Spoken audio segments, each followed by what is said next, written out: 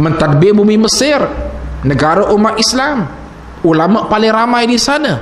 Universiti Al-Azhar berada di sana. Tetapi inilah dia al-masirah wal musibah, perjalanan dan musibah umat Islam di Palestin.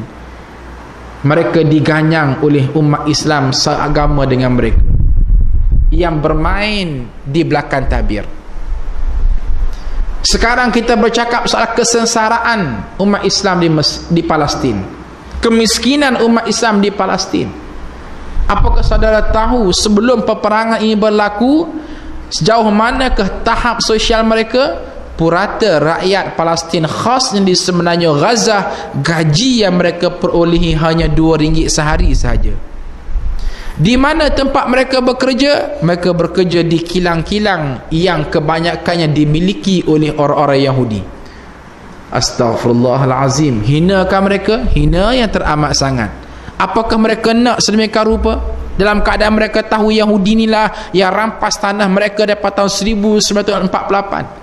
Dalam keadaan mereka tahu Yahudi inilah yang bunuh sanak saudara mereka. Mereka bukan nak sangat bekerja dengan Zionis Yahudi, dengan Yahudi, tetapi inilah dia satu-satunya sumber pendapatan hidup mereka. Keadaan sepatutnya tidak berlaku kalaulah pemimpin-pemimpin negara Arab yang kaya raya berada di sekeliling Palestin itu membantu umat Islam di Palestin. Oleh kerana mereka tak bantu, terpaksalah untuk survival hidup. Ini saja yang dilakukan oleh umat Islam di Palestin.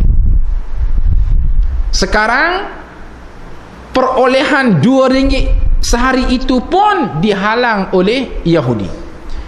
Maka bayangkan dalam keadaan mereka tidak memiliki apa-apa, tanah air mereka hilang, rumah tangga mereka hilang, pendapatan mereka hilang, nyawa mereka hilang, kesihatan mereka hilang, keheningan kehidupan mereka hilang, sebuah kehidupan mereka seluruhnya hilang lantaran kealpaan umat Islam, khasnya pemimpin-pemimpin negara Arab. Saya tidak berkata rakyat.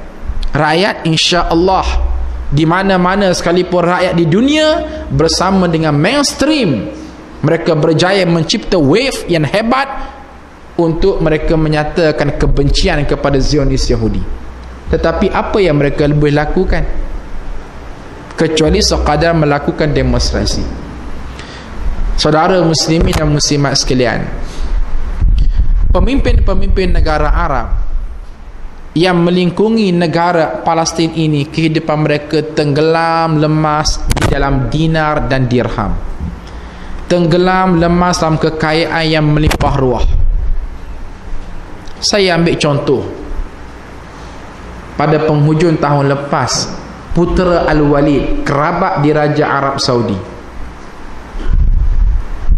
apabila beliau menutup akaun akhir tahun sebagai seorang businessman, mendapati keuangannya susut nilai sebanyak $7 bilion Amerika. Kesan daripada kemelesetan ekonomi global menyebabkan susut nilai hasil daripada investment dia dalam saham, semuanya merudum. Wartawan tanya, "Wahai tuanku, apa perasaan tuanku apabila hilangnya wang $7 bilion Amerika dalam tempoh 3 bulan?"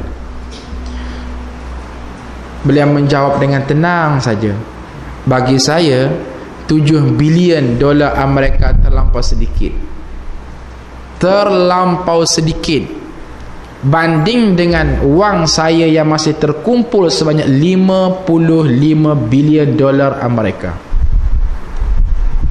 Dan pada bila-bila masa saja saya boleh jana wang ini untuk mengambil semula $7 bilion Amerika." Dan sebagai nak membuktikan dia ni seorang yang kuat, gagah, kaya, dia telah membeli sebuah kapal terbang yang terbesar, Airbus 380, 2 tingkat, dan dimodify, dibina, dihias macam sebuah istana. dan diisytiharkan sebagai istana kayangan yang bergerak di angkasa. Puas bina istana atas bumi, maka jadikan kapal terbang dimodify sebagai istana. Ini contoh kecil kekayaan mereka. Dan duit yang begitu banyak ni menyebabkan mereka tak tahu nak guna apa. Sehingga ada di kalangan pemimpin mereka yang kaya raya itu tak ada arah nak buat, akhir sekali beli kelab Manchester City.